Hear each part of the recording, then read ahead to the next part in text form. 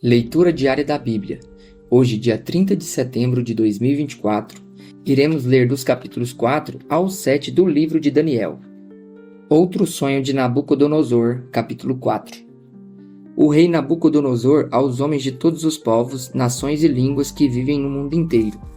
Paz e prosperidade. Tenho a satisfação de falar a vocês a respeito dos sinais e das maravilhas que o Deus Altíssimo realizou em meu favor.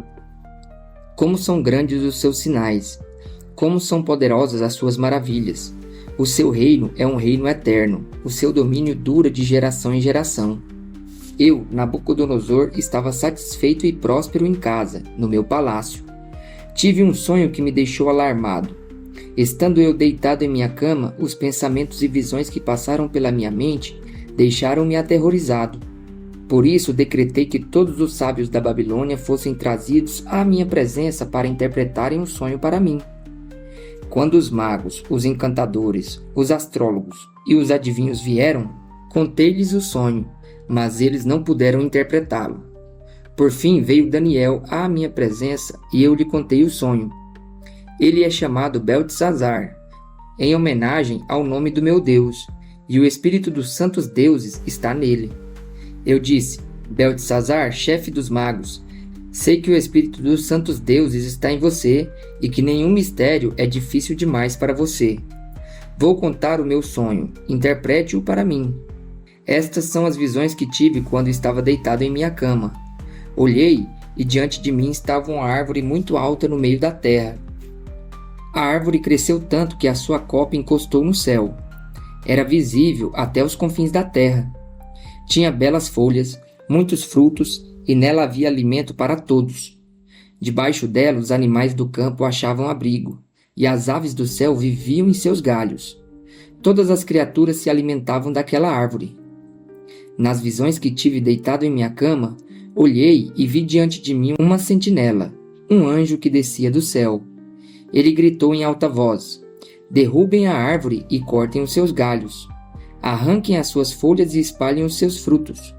Fujam os animais de debaixo dela e as aves dos seus galhos. Mas deixem o toco e as suas raízes presos em ferro e bronze. Fique ele no chão, em meio à relva do campo. Ele será molhado com o orvalho do céu e com os animais comerá a grama da terra. A mente humana lhe será tirada, e ele será como um animal, até que se passem 7 tempos. A decisão é anunciada por sentinelas. Os anjos declaram um veredicto, para que todos os que vivem saibam que o Altíssimo domina sobre os reinos dos homens e os dá a quem quer, e põe no poder o mais simples dos homens. Esse é o meu sonho que eu, o rei Nabucodonosor, tive. Agora, Beltesazar, diga-me o significado do sonho, pois nenhum dos sábios do meu reino consegue interpretá-lo para mim, exceto você, pois o espírito dos santos deuses está em você. Daniel interpreta o sonho. Então Daniel, também chamado Beltesazar, ficou estarrecido por algum tempo, e os seus pensamentos o deixaram aterrorizado. Então o rei disse: Beltesazar, não deixe que o sonho ou a sua interpretação o assuste.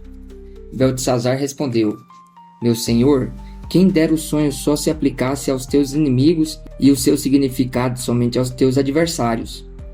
A árvore que viste, que cresceu e ficou enorme, cuja copa encostava no céu, visível em toda a terra, com belas folhas e muitos frutos, na qual havia alimento para todos, abrigo para os animais do campo e morada para as aves dos céus nos seus galhos, essa árvore, ó rei, és tu.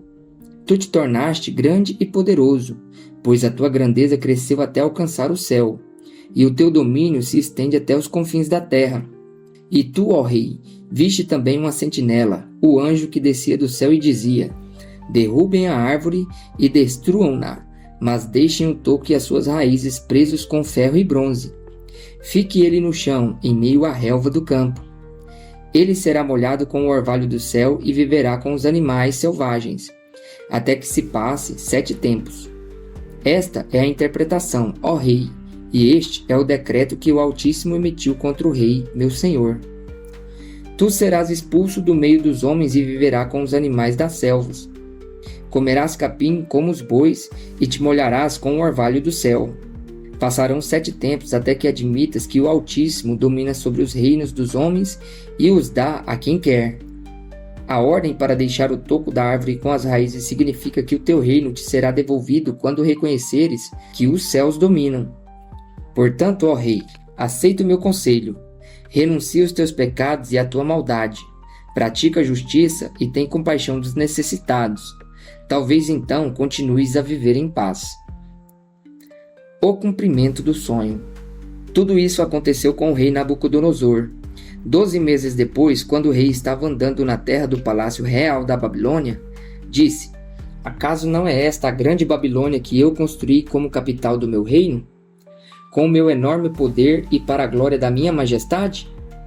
As palavras ainda estavam nos seus lábios quando veio do céu uma voz que disse: é isto que está decretado quanto a você, rei Nabucodonosor. Sua autoridade real foi tirada. Você será expulso do meio dos homens, viverá com os animais selvagens e comerá capim com os bois. Passarão 7 tempos até que admita que o Altíssimo domina sobre os reinos dos homens e os dá a quem quer. A sentença sobre Nabucodonosor cumpriu-se imediatamente. Ele foi expulso do meio dos homens e passou a comer capim como os bois. Seu corpo molhou-se com o orvalho do céu até que os seus cabelos e pelos cresceram como as penas da águia, e as suas unhas como as garras das aves. Ao fim daquele período, eu, Nabucodonosor, levantei os olhos ao céu e percebi que o meu entendimento tinha voltado. Então louvei o Altíssimo, honrei e glorifiquei aquele que vive para sempre. O seu domínio é um domínio eterno. O seu reino dura de geração em geração. Todos os povos da terra são como nada diante dele. Ele age como lhe agrada, com o exército dos céus e com os habitantes da terra. Ninguém é capaz de resistir à sua mão ou dizer-lhe: o que fizeste? Naquele momento voltou-me o entendimento e eu recuperei a honra, a majestade e a glória do meu reino. Meus conselheiros e os nobres me procuraram. Meu trono me foi restaurado e minha grandeza veio a ser ainda maior. Agora eu, Nabucodonosor, louvo, exalto e glorifico o Rei dos céus, porque tudo o que ele faz é certo, e todos os seus caminhos são justos, e ele tem poder para humilhar aqueles que vivem com arrogância. O banquete de Belsazar, a escrita na parede. Capítulo 5. Certa vez, o rei Belsazar deu um grande banquete para 1000 dos seus nobres, e com eles bebeu muito vinho. Enquanto Belsazar bebia vinho, deu ordens para trazerem as taças de ouro e de prata que o seu predecessor Nabucodonosor tinha tomado do templo de Jerusalém, para que o rei e os seus nobres, as suas mulheres e as suas concubinas bebessem nessas taças. Então trouxeram as taças de ouro que tinham sido tomadas do templo de Deus em Jerusalém, e o rei e os seus nobres, as suas mulheres e as suas concubinas beberam nas taças. Enquanto bebiam vinho, louvavam um Deus de ouro, de prata, de bronze, de ferro, de madeira e de pedra. Mas, de repente, apareceram dedos de mão humana que começaram a escrever no reboco da parede, na parte mais iluminada do palácio real. O rei observou a mão enquanto ela escrevia. Seu rosto ficou pálido e ele ficou tão assustado que os seus joelhos batiam um no outro e as suas pernas vacilaram.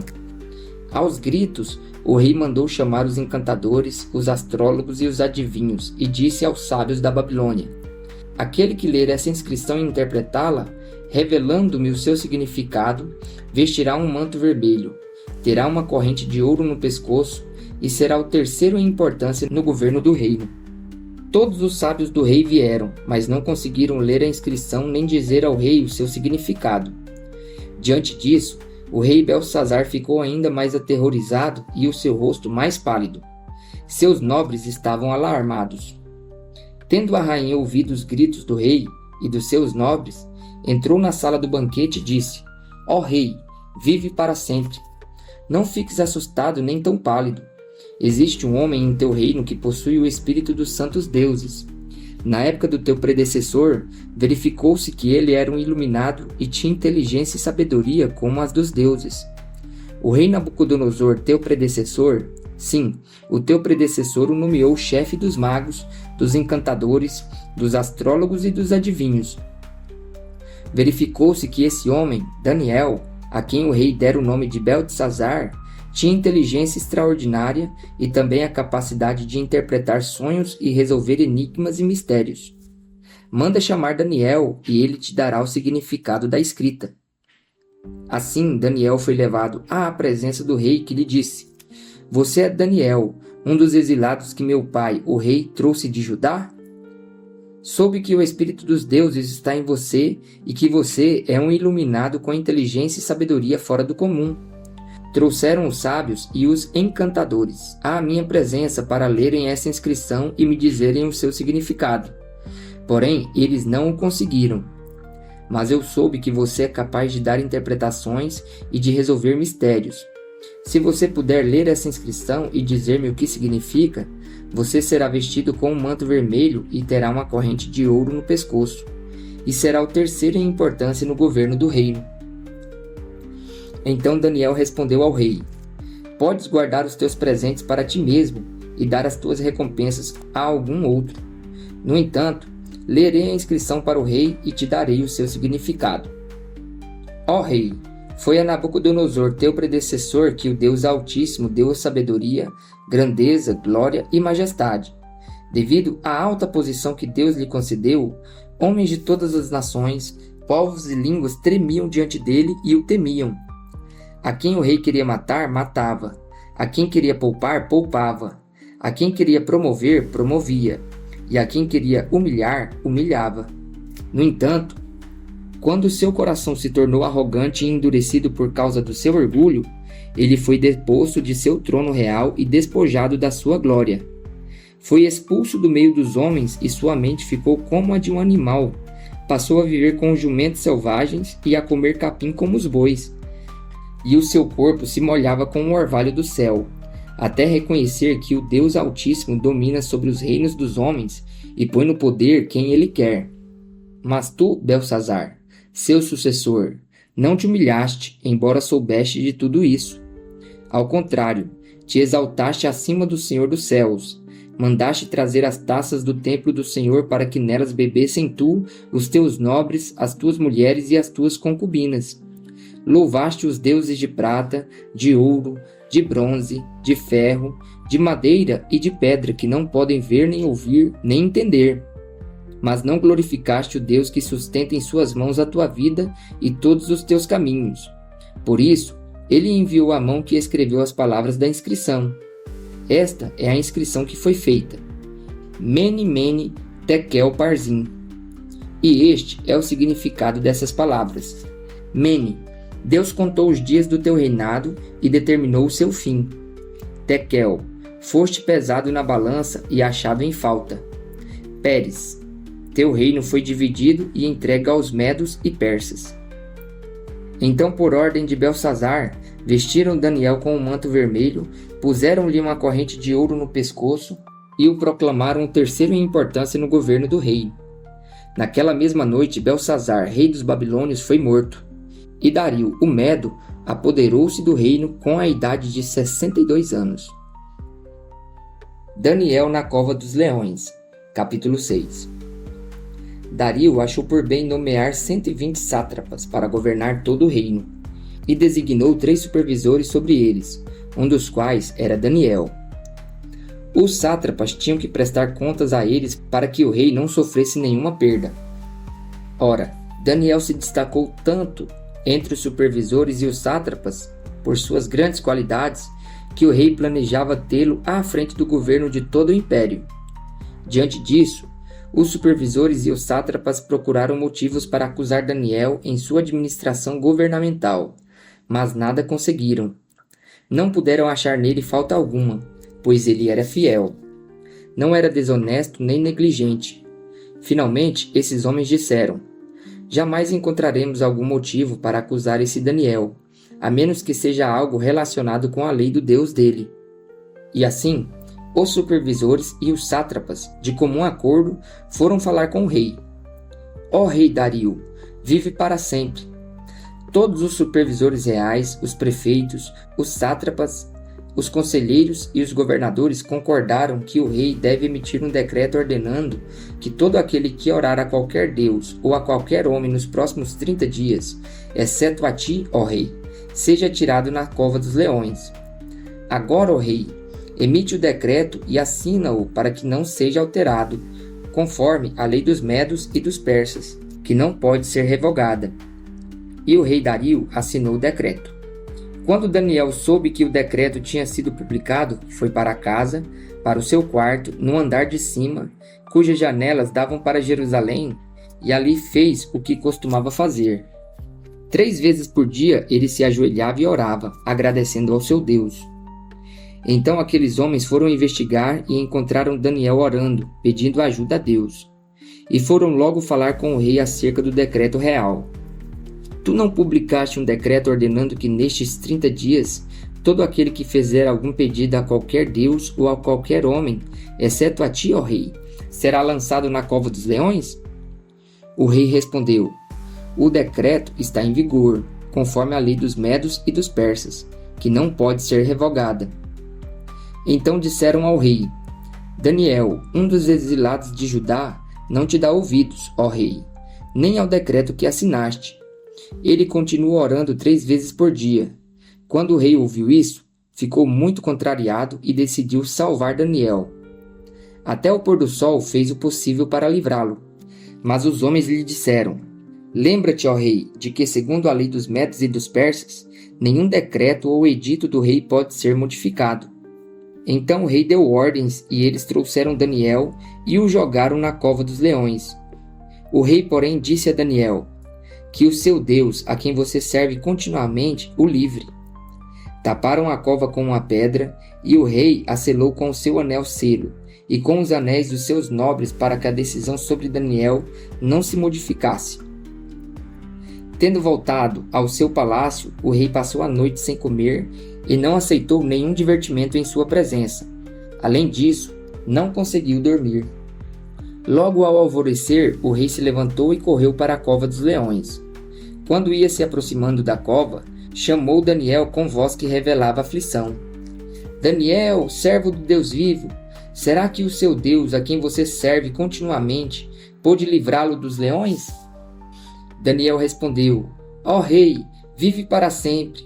O meu Deus enviou o seu anjo que fechou a boca dos leões. Eles não me fizeram mal algum, pois fui considerado inocente à vista de Deus. Também contra ti não cometi mal algum, ó rei. O rei muito se alegrou e ordenou que tirassem Daniel da cova. Quando o tiraram da cova, viram que não havia neles nenhum ferimento, pois ele tinha confiado no seu Deus. E por ordem do rei, os homens que tinham acusado Daniel foram atirados na cova dos leões, junto com as suas mulheres e os seus filhos. E antes de chegarem ao fundo, os leões os atacaram e despedaçaram todos os seus ossos. Então o rei Dario escreveu aos homens de todas as nações, povos e línguas de toda a terra: paz e prosperidade.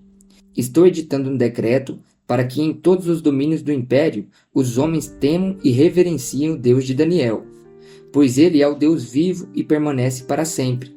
O seu reino não será destruído, o seu domínio jamais acabará. Ele livra e salva, faz sinais e maravilhas nos céus e na terra. Ele livrou Daniel do poder dos leões.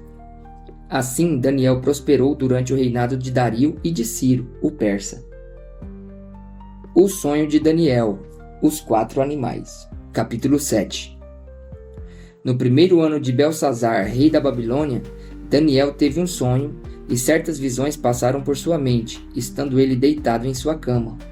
Ele escreveu o seguinte resumo do seu sonho: em minha visão à noite, eu vi os 4 ventos do céu agitando o grande mar.